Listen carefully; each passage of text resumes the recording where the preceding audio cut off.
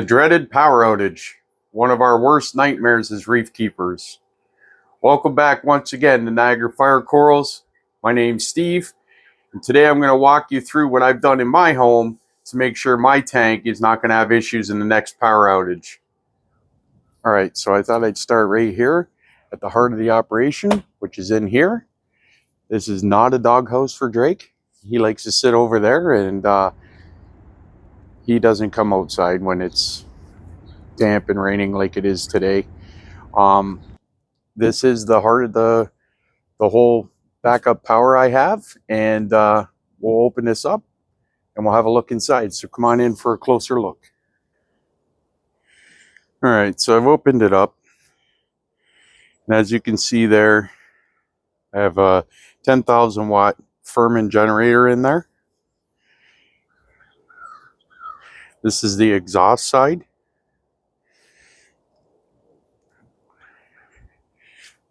This side here, I can access my oil. I can access the pull start if I needed to.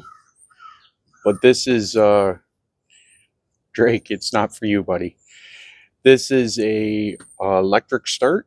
It can be started both with a button here, just a push of a button, or it can be started with a key fob from inside the house. The top here opens up as well.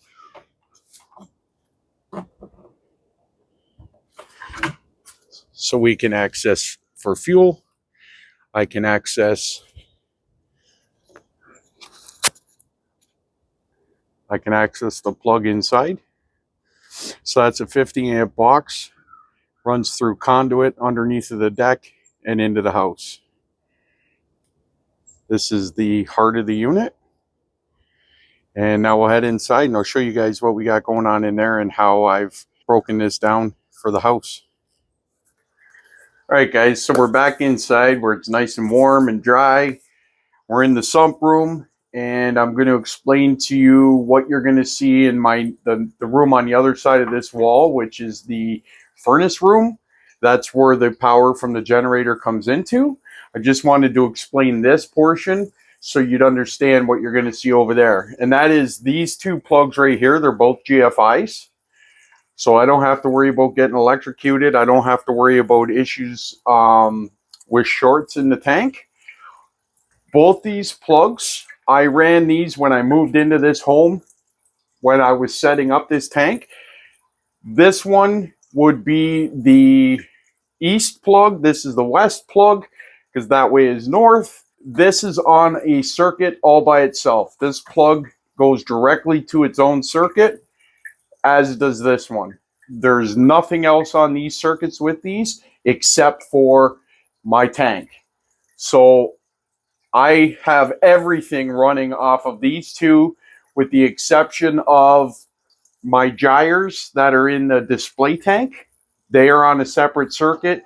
They will not come on when my power backup comes on, but that won't matter because my return pump and everything else will be running. So I'll still have flow, I'll still have heat.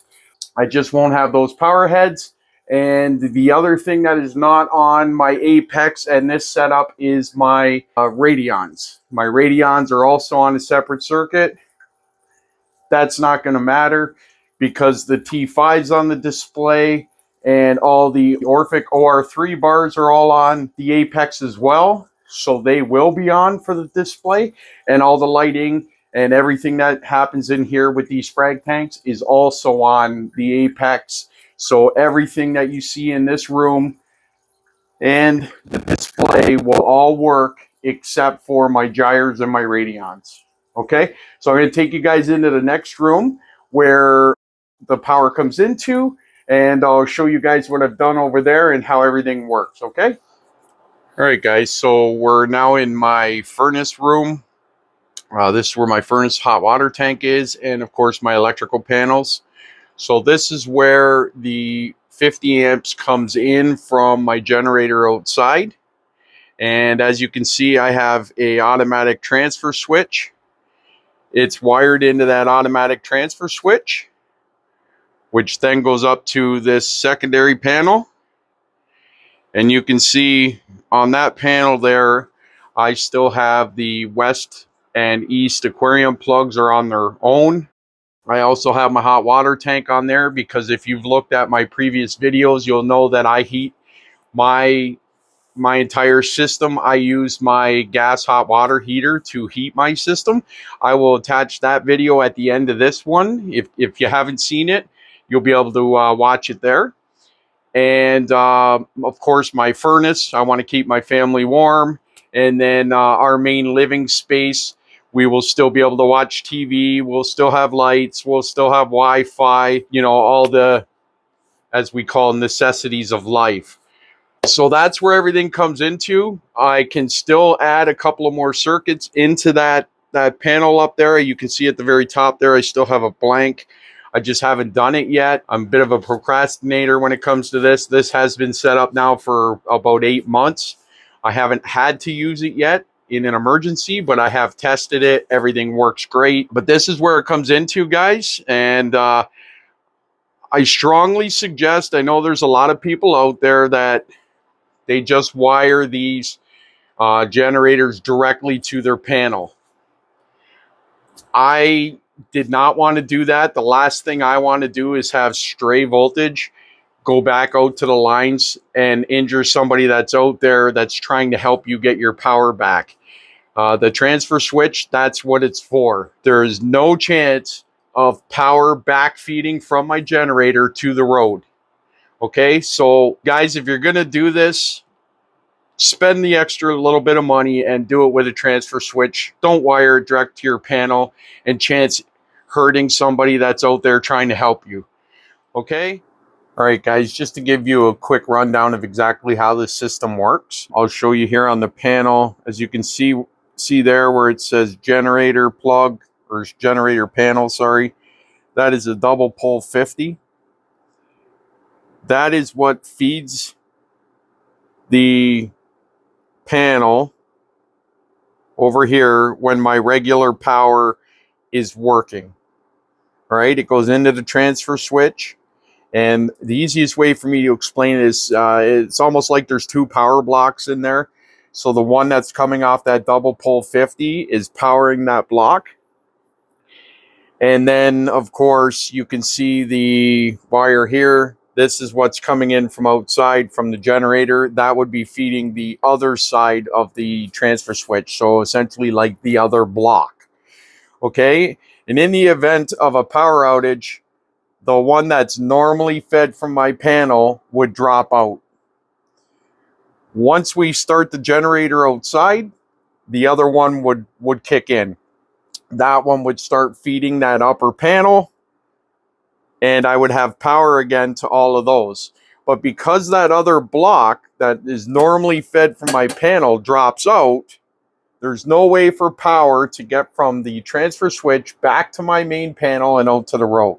So that's what I was talking about with there was no chance of me injuring somebody at the road. Okay?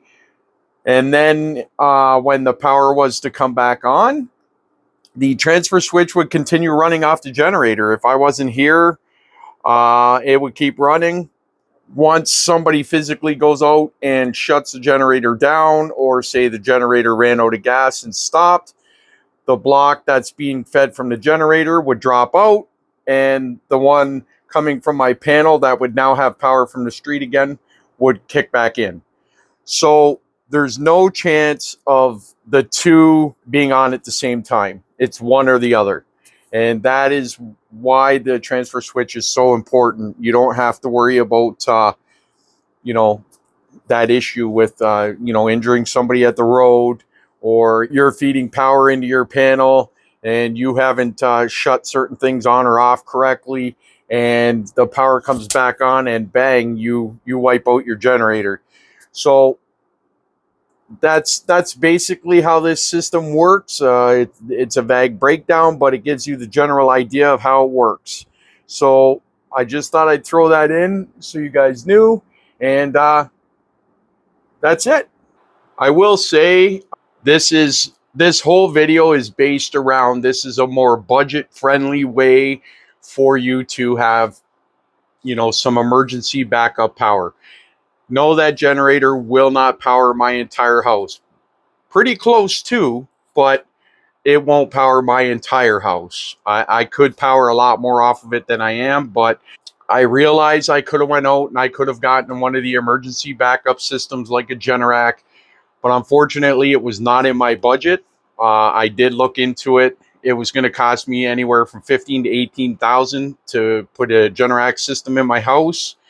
This system here, the generator, I got it on sale, was $1,000. The transfer switch and the secondary panel, along with an electrician who happens to be family, so didn't cost me as much. But the electrician, the wiring, everything was about another $1,000. To pour the little pad, I just used some bags of concrete. I think I used about 10 bags of concrete and a little bit of lumber, one bundle of shingles to build the kind of the housing that the generator is in. Cost me maybe $300 for all of that. So, guys, I'm talking, $2,300 maybe to do this system, and it's worth it. We just had a couple of pretty massive storms here where I live, and I was able to sit in my living room with my wife and daughter and watch movies, and I was not concerned about the tank at all. I knew that I had this in place if we lost the power. All right, so if you guys have any questions, just go ahead and put them in the comments below. I always do my best to answer every question I get. If you haven't liked and subscribed, please do so. I really appreciate it. And I'll see you guys in the next one. Until then, take care and happy reefing.